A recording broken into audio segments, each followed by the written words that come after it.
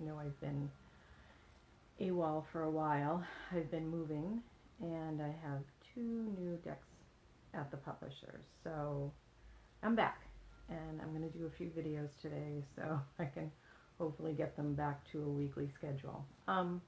So what I wanted to talk about today is there's a perception out there with card readings, whether it's tarot or oracle cards, that there were good cards and bad cards. And that goes along with the duality and right, wrong, good, bad, um, beautiful, ugly. It's neither. That's just an emotion you're attaching to an object. It's your perception. And I've seen a lot of the tarot cards. I've seen a lot of the oracle decks out there. I've seen my tarot oracle decks. And some of the imagery can be a little off-putting. I went through my cards and I picked out some that could be considered good or bad, depending on your perception, or the neutral one. So, like, say we have abundance. People see that and go, ooh, like, oh, great, I'm going to be making a lot of money. Abundance has a lot of different components to it. Abundance of time, abundance of friends, abundance of opportunities that can then bring you somewhere. But it's also how you feel about abundance, your perception of it. Divine timing. I always see that as a great card because it means no matter what's happening, it's supposed to, and it takes all the onus off of you.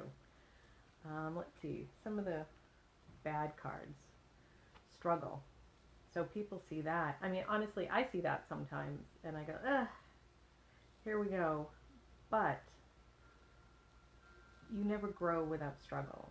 You never move on to the next phase without doing your work. So maybe struggle was the wrong term to use for the card. Maybe I should have put, do your work. Let's see, letting go. That's people look at it as sad. Like, letting go of something is sad. Sometimes you're forced to let go of things that no longer serve you. And at the moment you may seem sad because, like, your mind hasn't caught up to where your vibration is. Usually when things no longer serve you and they're being taken away by the universe, it's because you've raised your vibration to a point where things naturally and organically fall away, whether they're relationships, whether they're jobs, whether they're living situations. But it no longer serves you and you're bringing you to the next point. So loss, we always perceive it as bad, but it's moving on. It's just like the death card.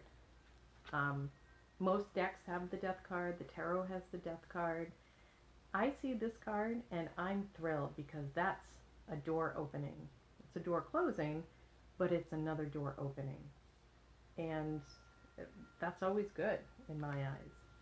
Let me see. We have burden. A lot of the burden is internal that I've found in working with people with this deck. It comes out as a mental burden that they perceive or they put on themselves for the people around them. So it's honestly a little notice to kind of check your thinking and check your perception and what you feel you owe to other people. There's retreat. This is in a lot of the different decks in the tarot. And it's the Hierophant, if I'm pronouncing that right. I'm going for a retreat right now. I'm just seems to be taking July to buckle down, head down, get my stuff done because I know there's a season coming up for me that's going to be a whirlwind. I just have a knowing about it. So I need to get my ducks in a row. I need to cross things off my to-do list. I need to kind of go within and sort things out emotionally in my head, and then I'll be ready to take advantage of it. So that's a good thing. Let's see. Good cards. People see good cards, but they also have their shadow side.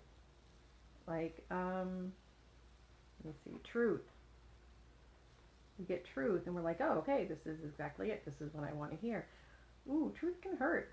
The truth can hurt. It can be unfiltered. It can be a little harsh, but it is what it is. Oh, back to the negative or bad cards. Anger. I've been getting this a lot, and I actually had to do a what I call a stalker pull on it. So the card keeps showing up over and over again, and it just isn't resonating, or you're not quite getting what it means. There's a pull, and I'll do a video on this, but to show you why you're not getting it. But basically, what I got is I've been holding on to anger for a lot of things, but I've been thinking I've processed it and moved on, but I haven't. And when I realized that, and I made a list of everything I'm angry about, it kind of hit me. I went like, holy shit, I need to deal with this. So tomorrow's a full moon, and tomorrow's when I'm going to deal with it. So that's going to be happening. So another good card. Unlimited possibilities. This is an amazing card.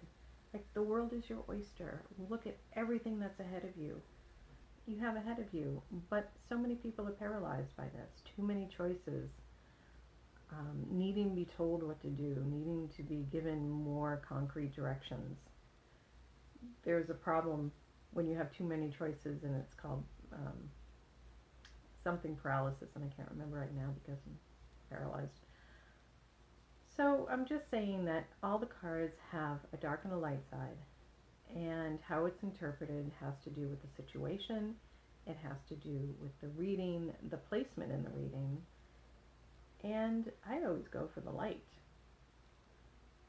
So I hope that helps. If you have any more questions, just please reach out.